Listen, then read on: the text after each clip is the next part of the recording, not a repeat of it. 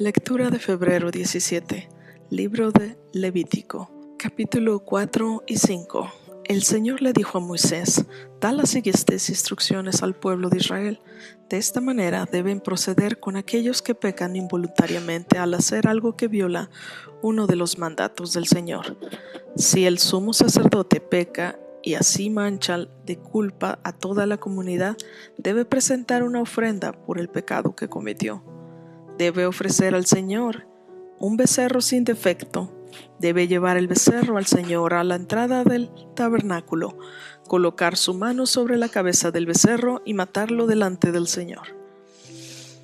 Luego, el sumo sacerdote llevará parte de la sangre dentro del tabernáculo, mojará un dedo en la sangre y la rociará 7 veces ante el Señor delante de la cortina interior del santuario. Después el sacerdote pondrá un poco de la sangre en los cuernos del altar del incienso aromático que está en la presencia del Señor dentro del tabernáculo y derramará el resto de la sangre del becerro al pie del altar de las ofrendas quemadas que está en la entrada del tabernáculo. Luego el sacerdote quitará toda la grasa del becerro para presentarla como ofrenda por el pecado. Esto incluye toda la grasa que rodea las vísceras, los riñones, junto con la grasa que rodea cerca de los lomos, así como el lóbulo largo del hígado. Debe quitar todo esto junto con los riñones, así como lo hace con el ganado que se presenta como ofrenda de paz, y quemarlo sobre el altar de las ofrendas quemadas. Pero debe tomar todo lo que quede del becerro, la piel, la carne, la cabeza, las patas, las vísceras y el estiércol, y llevarlo fuera del campamento a un lugar ceremonialmente puro, al lugar donde se echan las cenizas. Ahí sobre el montón de las cenizas lo quemará sobre un fuego de leña. Si toda la comunidad israelita peca al violar uno de los mandatos del Señor, pero no se da cuenta de ello, aún así es culpable. En cuanto ellos se den cuenta de su pecado, deben llevar un becerro como una ofrenda por su pecado y presentarlos ante el tabernáculo. Después los ancianos de la comunidad pondrán las manos sobre la cabeza del becerro y lo matarán ante el Señor. Luego el sumo sacerdote llevará parte de la sangre del becerro dentro del tabernáculo. Mojará su dedo en la sangre y lo rociará 7 veces ante el Señor delante de la cortina interior. Después pondrá un poco de sangre en los cuernos del altar del incienso aromático que está en la presencia del Señor dentro del tabernáculo, y derramará el resto de la sangre al pie del altar de las ofrendas quemadas, que está a la entrada del tabernáculo. A continuación el sacerdote quitará toda la grasa del animal y la quemará sobre el altar, así como lo hace con el becerro ofrecido como una ofrenda por el pecado del sumo sacerdote. Mediante este proceso el sacerdote purificará a los israelitas y los hará justos ante el Señor, y serán perdonados. Después el sacerdote deberá tomar todo lo que quede del becerro, llevarlo fuera del campamento y quemarlo ahí, así como lo hacen como la ofrenda por el pecado del sumo sacerdote. Esta ofrenda es por el pecado de toda la congregación de Israel. Si uno de los líderes de Israel peca al violar uno de los mandatos del Señor, su Dios, pero no se da cuenta de ello, aún así es culpable. En cuanto se dé cuenta de su pecado, debe llevar como ofrenda un chivo sin defecto. Pondrá la mano sobre la cabeza del chivo y lo matará en el lugar donde se matan las ofrendas quemadas ante el Señor. Esta es una ofrenda por su pecado.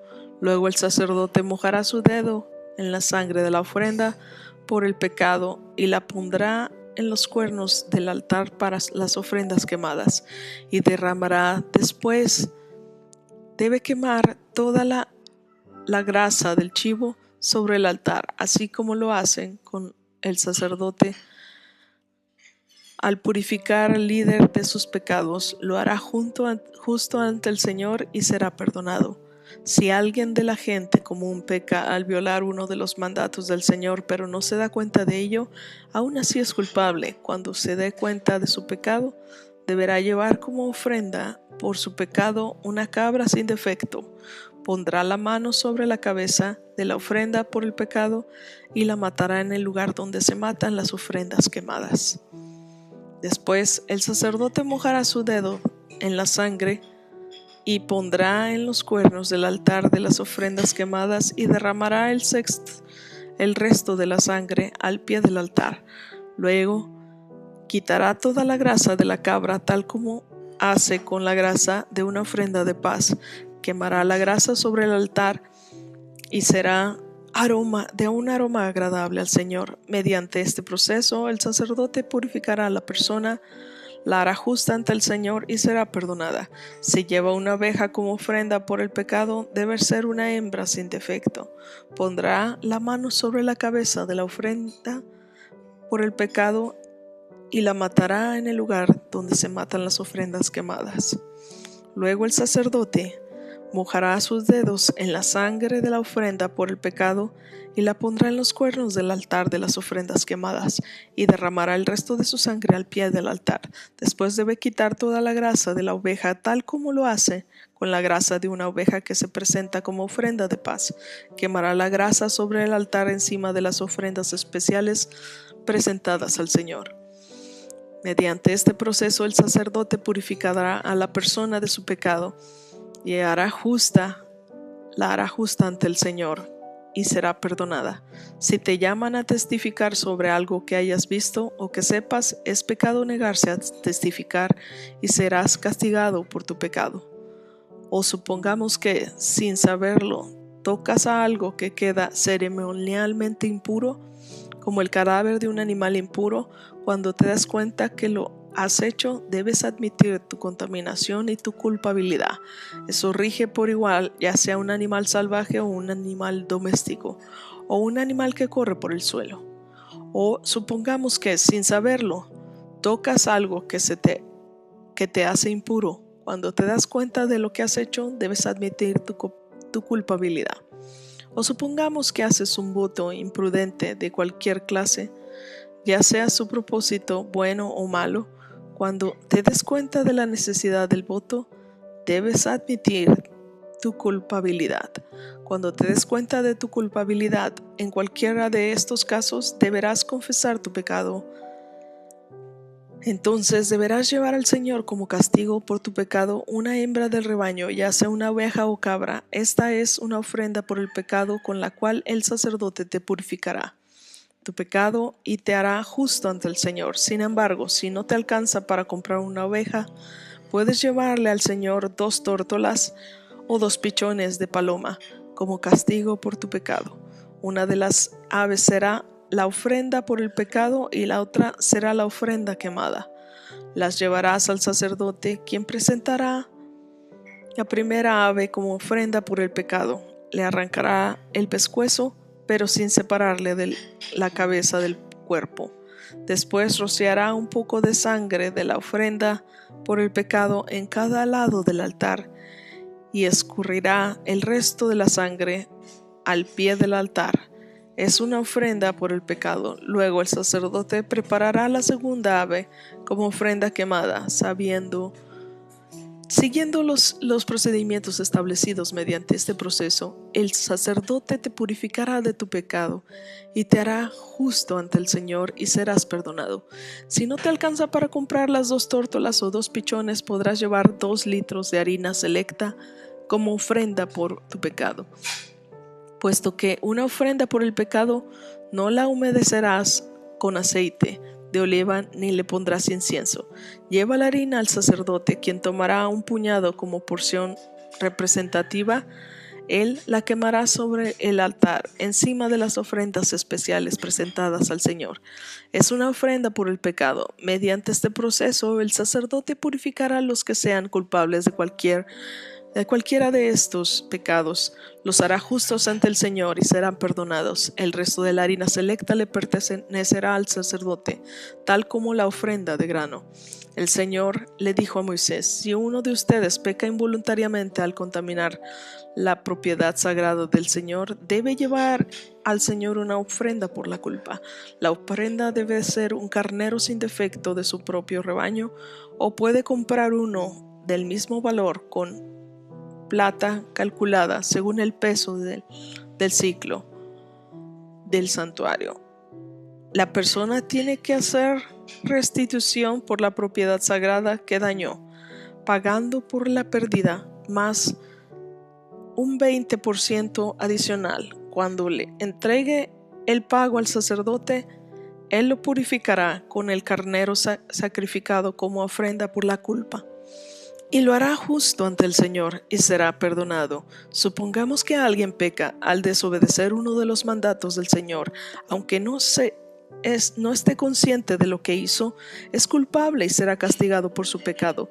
Como ofrenda por la culpa, debe llevar al sacerdote un carnero sin defecto de su propio rebaño, o puede comprar uno del mismo valor. Mediante este proceso, el sacerdote le purificará por ese pecado cometido involuntariamente. Lo hará justo ante el Señor y será perdonado. Esta es una ofrenda por culpa, pues el culpable es culpable de una ofensa contra el Señor. Libro de Marcos, capítulo 2, versículos del 13 en adelante y capítulo 3. Entonces Jesús salió de nuevo a la orilla del lago y enseñó a las multitudes que se acercaban a él. Mientras caminaba, vio a Leví, hijo de Alfeo, sentado en la cabina de cobrador de impuestos. Sígueme y sé mi discípulo, le dijo Jesús. Entonces Leví se levantó y lo siguió. Más tarde Leví invitó a Jesús y a sus discípulos a una cena en su casa, junto con muchos cobradores de impuestos y otros pecadores de mala fama. Había mucha de esa clase de gente entre los seguidores de Jesús. Cuando los maestros de la ley religiosa, que eran fariseos, lo vieron comer con los cobradores de impuestos y con otros pecadores, preguntaron a los discípulos: ¿por qué come con semejante escoria? Cuando Jesús los oyó, les dijo: la gente sana no necesita médico, los enfermos sí. No he venido a llamar a los que se creen justos, sino a los que saben que son pecadores. Cierta vez que los discípulos de Juan y los fariseos ayunaban, algunas personas se acercaron a Jesús y le preguntaron: ¿por qué sus discípulos no ayunan, como lo hacen los discípulos de Juan y los fariseos?